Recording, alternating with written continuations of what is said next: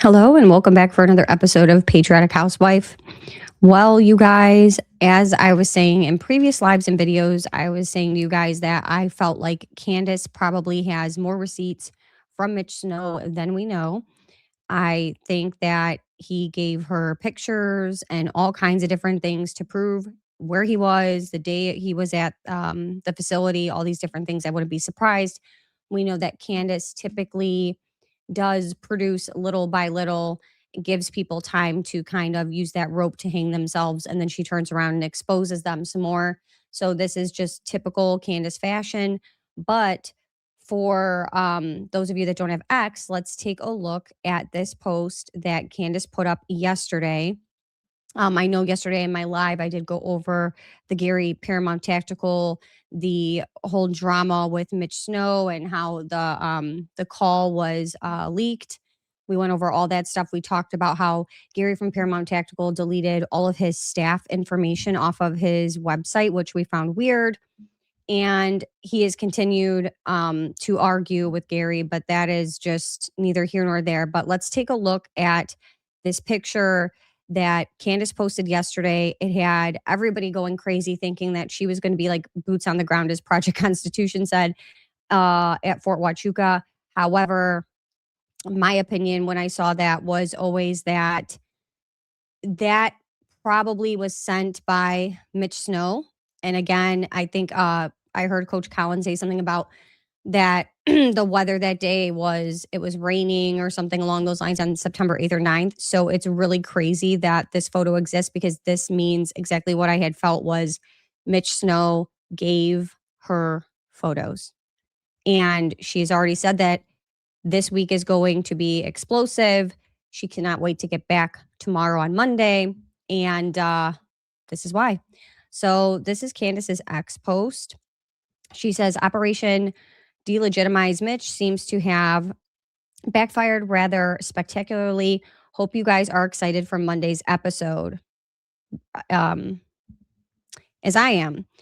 So this is obviously what we don't know for sure, but I'm sure it's Mitch Snow driving, and that day was rainy, and Fort Huachuca exit.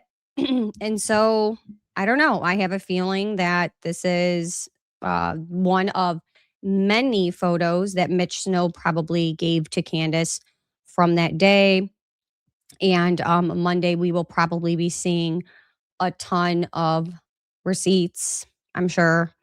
As we know, Candace, typically this is how she does things. So there's the picture, a better picture of it. Let's go through the comments a little bit. She said, someone said, you sure hit a nerve with Fort Huachuca. Think we may have hit the nerve in the center, to be honest. She said, people are saying they can't wait. Yeah, I think that as soon as Mitch Snow came about and this Fort Huachuca story came about, it was very obvious to me that she had obviously struck a huge nerve. People started attacking her like crazy, insulting her. Again, like I said, we see the you're crazy, Alex Jones, I'm worried for you. Everyone was worried for her. Valhalla VFT Gary, oh, well, we're just here to help you. Like, we'll be your private security, just check in with us. We'll tell you if things are legitimate. We've just seen so much of that. And so it's just people are coming out left and right to attack her. We've seen Nick Fuentes. It's just been like never ending ever since she's brought up this particular situation. The other thing I wanted to show you guys was the bots are doing overtime for basically anybody putting up any kind of Charlie Kirk material up on X. And so Project Constitution put this up, and I thought this was great. It says, exposed, TPUSA allegedly deploying bot farms to discredit Charlie Kirk investigators, evidence from account patterns and past reports. Recent analysis suggests TPUSA may be using coordinated inauthentic account bots to target discussions on the Charlie Kirk assassination, particularly Fort Huachuca, timelines and related inquiries involving Candace Owens and others, signs of inauthentic activity. accounts with low followers, 5 to 400, recent creation between 2014 to 2026, mainly dormant accounts until activated, repetitive language and replies such as crazy, grifters, anti-Semites, lies, debunked, etc., without engaging evidence, zero original content, activity limited to replies in specific threads. And it says many verified blue check default avatars or bios mimicking conservative Christian personas. It goes on to say follow block tactics to reduce visibility. Historical context 2020 reports The Verge, Washington Post, TPUSA linked to Rally Forge tool farms, recruited teens for fake accounts pushing pro-Trump narratives, banned by Facebook for coordinated and authentic behavior. Similar patterns now, defending official narrative, attacking critics. So they gave kind of several examples. I'll let you guys look through this of different accounts and when they were created, how many followers they have. They do have the blue check and kind of goes into what they were doing. So defending Phillips family, low engagement, older post history, inconsistent. So it's going through all these that somebody is looking into and saying, hey, this is weird. I did not look this up yet, but I did hear Coach Collins say that there was a bot that said something to Candace Owens and she called this bot out and the account was deleted. So it's really interesting. I'll show you guys these pictures. So it's just showing, I believe what this is we're seeing bots be paid for, I'm guessing. I'm not entirely, like I haven't seen anything like that. But then you're also seeing no match is found, but your search doesn't have to end here.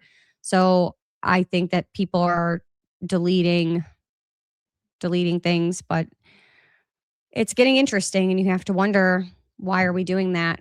And then they gave an example. Ryan, I can't even pronounce that last name, established 2015, 360K followers. First post November 7th, 2025, followed by high profile accounts, Elon Musk, Ted Cruz, Poly Market Verification, use X search on profile since 2010.